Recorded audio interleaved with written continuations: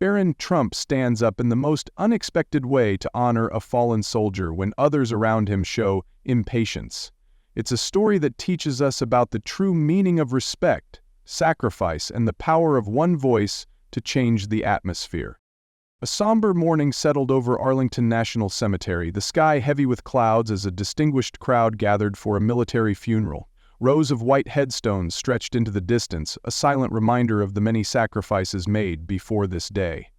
At the center of the ceremony stood a flag-draped casket, resting on a platform as an honor guard stood at attention, their crisp uniforms immaculate, their expressions solemn.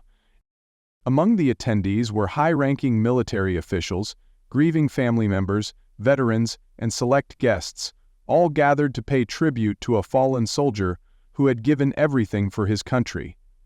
Some stood with reverence and quiet sorrow, while others, invited due to political or social connections, seemed less invested in the weight of the moment. Seated near the middle of the assembly, Barron Trump sat quietly, dressed in a dark suit, his expression unreadable. He had not spoken since arriving, instead watching the ceremony unfold with quiet respect. Around him, murmurs of conversation whispered through the crowd, some voices reverent, others indifferent. As the honor guard prepared to fold the flag, a few impatient whispers cut through the air. Subtle at first, then growing bolder. What should have been a moment of undivided respect was about to be disrupted. As the ceremony progressed, a hush had settled over the crowd, with most attendees standing in solemn reflection. However, not everyone shared the same reverence. Jonathan Reeves, a well-dressed corporate executive, sighed loudly, checking his watch. His irritation was obvious as he muttered, "How much longer is this going to take?" His voice, though not loud, was sharp enough to be heard by those nearby. A few seats away, Samantha Carter, a well-known social media influencer, crossed her arms and whispered to a companion, "I don't get why these things have to be so dramatic. We get it. He was a soldier." She rolled her eyes, shifting uncomfortably in her chair. A few heads turned at her remark, but no one spoke. The discomfort in the air was growing. Margaret Lawson, an elderly widow in the front row, clutched her handkerchief tightly, her fingers trembling. She had lost her husband to war decades ago, and today's ceremony was a painful reminder of that sacrifice. She turned toward Reeves and Carter briefly, her grief-stricken eyes conveying disappointment, but she remained silent. Seated a few rows away, Colonel James Anderson, a retired veteran, tensed. His jaw tightened, his hands clasped together, his posture stiff, but he, too, said nothing. The whispers continued, soft but sharp, subtle yet corrosive. What had begun as a sacred moment of honor was slowly unraveling into something tainted by impatience and disrespect. And at the back of the crowd, Barron Trump noticed. The honor guard moved with precise, deliberate motions, folding the American flag with the utmost care. The weight of the moment should have been undeniable. A fallen soldier, a final tribute, a ceremony steeped in tradition and sacrifice. But the solemnity of the ritual was disrupted yet again. Jonathan Reeves let out another exaggerated sigh, shaking his head. "Is all this really necessary?" he muttered, his voice laced with impatience. A few attendees turned to look at him, their eyes filled with disapproval, but he remained oblivious, tapping his foot against the ground. Samantha Carter, who had been scrolling through her phone, looked up just long enough to smirk. "They act like this guy saved the world or something," she whispered. "It's just one soldier." The whispers weren't loud, but they were loud enough. A ripple of discomfort spread through the crowd. Some looked away, pretending not to hear. Others stiffened in their seats, visibly struggling with whether or not to respond. Near the front, Margaret Lawson gripped her handkerchief even tighter, blinking away tears. Next to her, Colonel James Anderson's fingers curled into fists, his knuckles white. Despite their silent outrage, no one spoke up.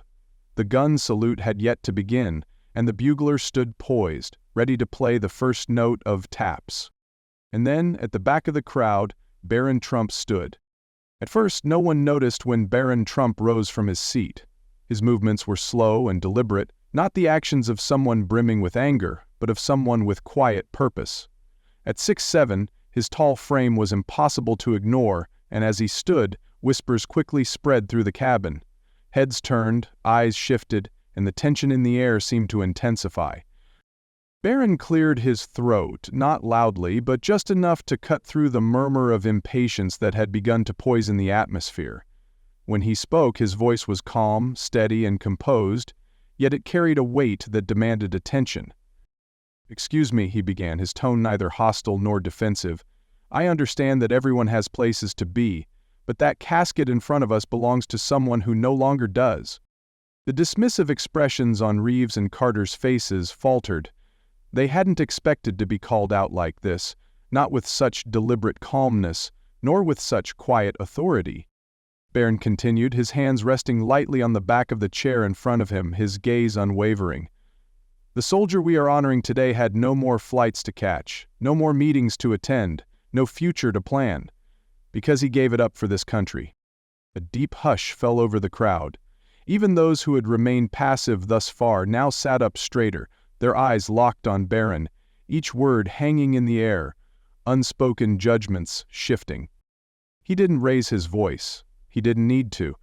Every syllable was deliberate, every pause intentional. "Respect isn't about politics or schedules," he said. "It's about remembering those who made sacrifices so we don't have to." The transformation was immediate. Jonathan Reeves shifted uncomfortably in his seat. Samantha Carter lowered her eyes to her hands.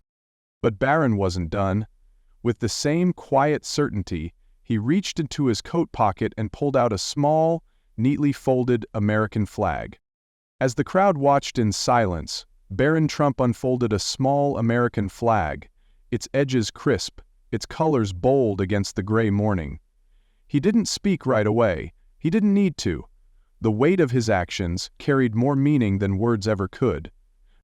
With careful, deliberate movements he stepped forward, past the rows of seated attendees, past the murmuring voices that had now gone silent. Each step felt significant, as if he were carrying the weight of something greater than himself. He reached an empty chair near the front, one that had remained unoccupied throughout the ceremony, a seat that now bore a greater purpose. Gently he placed the flag on the chair, smoothing it out with reverence. He let his hand rest there for a moment, a quiet gesture of respect. Then he stepped back, standing tall as he spoke. "This seat belongs to them," he said simply, his voice even, his meaning unmistakable. The symbolism struck like a thunderclap. What had been a moment of selfish impatience had been transformed into one of profound reverence. A few seats away, Margaret Lawson brought a trembling hand to her mouth, overwhelmed with emotion. Next to her, Colonel Anderson blinked hard, his rigid posture softening. Even Jonathan Reeves and Samantha Carter, the very people who had scoffed moments earlier, sat motionless, their previous complaints forgotten. No one dared to speak. The honor guard, having paused momentarily out of quiet respect for the moment, resumed their duties. But the atmosphere had shifted. Barron's silent tribute had changed everything. For a long moment, no one moved, no one spoke. The small American flag resting on the empty chair had become more than just a symbol. It was a silent rebuke to those who had disrespected the moment, and a poignant reminder of the sacrifice being honored that day. The weight of it settled over the crowd like a heavy fog, forcing reflection, forcing stillness. Then, Colonel James Anderson stood. His movements were slow, deliberate, but there was no hesitation as he lifted a weathered hand to his chest, his fingers resting over his heart. His eyes, usually unreadable, gleamed with quiet gratitude. One by one, others followed suit. Veterans in the audience straightened, their hands rising in solemn tribute. Margaret Lawson pressed her hand to her lips, tears spilling down her cheeks as she whispered, "Thank you."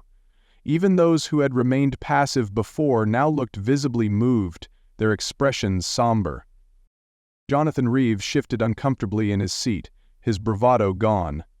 Samantha Carter, who had been so dismissive just moments earlier, now sat still, staring at the flag in front of her as if seeing it for the first time. The moment had transformed them all.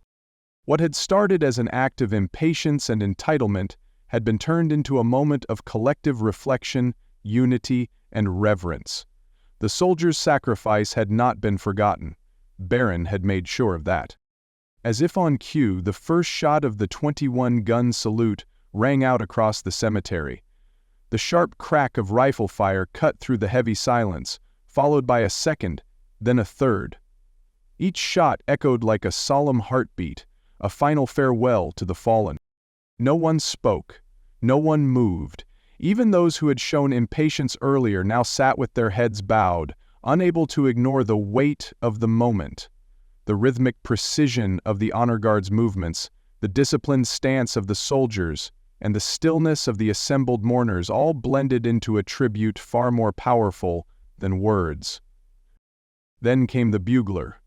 The first mournful notes of taps drifted through the air, slow and reverent, each one carrying the depth of loss and gratitude. The sound lingered, weaving through the gathering, demanding reflection, commanding respect. Near the front, Margaret Lawson wept openly, her hand still pressed against her heart. Colonel Anderson stood unwavering, his salute held firm. Even Jonathan Reeves and Samantha Carter, who had been so dismissive before, sat frozen, their gazes locked on the flag-draped casket, as if finally understanding what lay before them. At the back, Barron Trump remained standing, his posture straight, his expression unreadable. He did not clap, he did not seek recognition. He simply placed his hand over his heart, one final, quiet tribute to the sacrifice that had just been honored. As the ceremony concluded, the crowd slowly began to disperse. But the shift in atmosphere was undeniable. The earlier impatience and discontent had vanished, replaced by a solemn quiet. No one rushed to leave.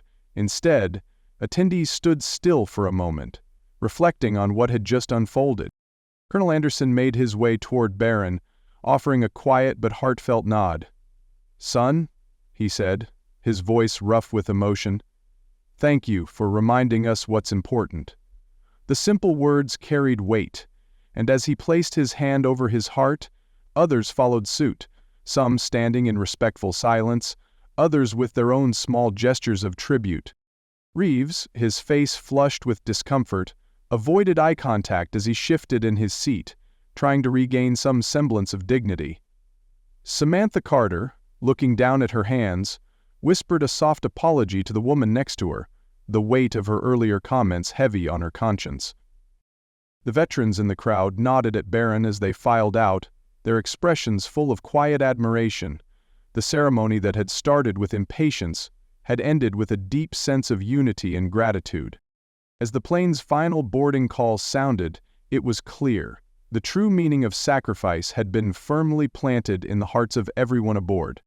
The story of Barron Trump standing up in the face of disrespect is a powerful reminder of the importance of respect, honor, and the courage to speak up for what's right. In a world where impatience and entitlement often overshadow the values that matter, Barron's quiet yet firm intervention shows that sometimes the strongest statements are made in silence and conviction.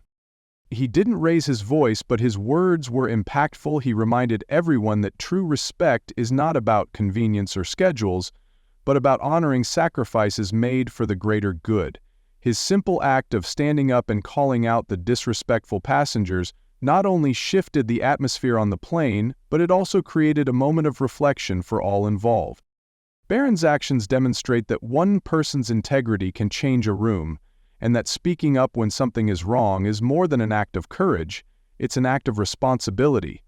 His gesture was not about seeking attention, but about reminding others to value what truly matters, especially in moments when it's easy to forget. The lesson is clear. Honor the sacrifices made by others, no matter the inconvenience it may seem to be.